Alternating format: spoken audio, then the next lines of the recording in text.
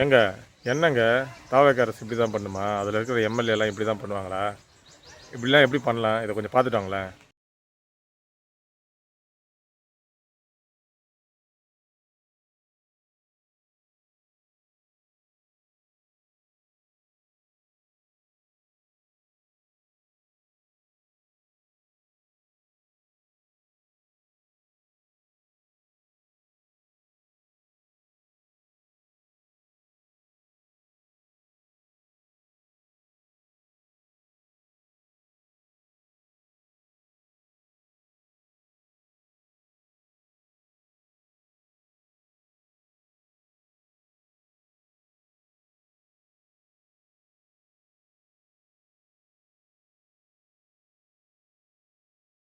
என்னங்க பார்த்துட்டீங்களா?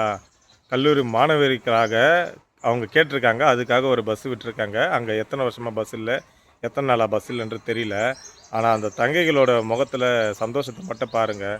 எவ்வளோ ஒரு சந்தோஷம் இருக்குன்னா, எத்தனை நாள் அவங்க பஸ் இல்லாமல் பேருந்து இல்லாமல் கஷ்டப்பட்டுருப்பாங்க. நீங்களே யோசிச்சு பாருங்கள்.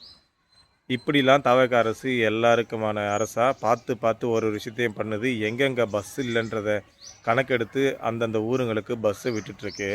ஆனால் இந்த கொத்தடிமைங்க இதெல்லாம் ஒத்துக்கவே மாட்டானுங்க. ஏன்னா அவனுங்க திமுக டைமில் பஸ் விட்டதுடா, நீங்கள் எத்தனை ஸ்டிக்கர் வச்சுக்கிறீங்க அப்படின்னு இப்படியே சொல்லிட்டு இருக்கானுங்க. நீங்கள் இப்படி சொல்லிகிட்டே இருங்கடா.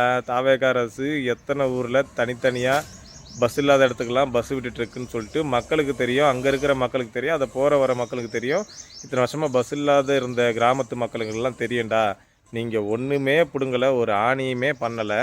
ஆனால் எல்லாத்துக்கும் நாங்கள் தான் பண்ணோம். இது எங்கள் ஆட்சி தான் தந்தேன், எங்கள் ஸ்டாலினையே தான் தந்தார். இது எதனா சொல்கிற போகிறேன்டா டே.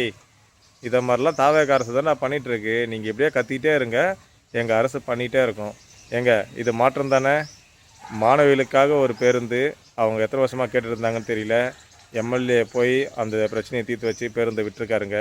இதுதான் மாற்றம்.